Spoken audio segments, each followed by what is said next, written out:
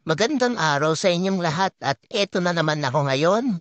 Gusto ko lang i-share ang aming side hustle dito sa aming drahe.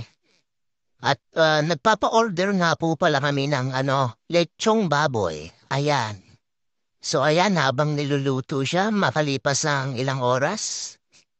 At matagal na namin po itong ginagawa. Pero hindi kami fully established na negosyo dito sa paglilitsyon.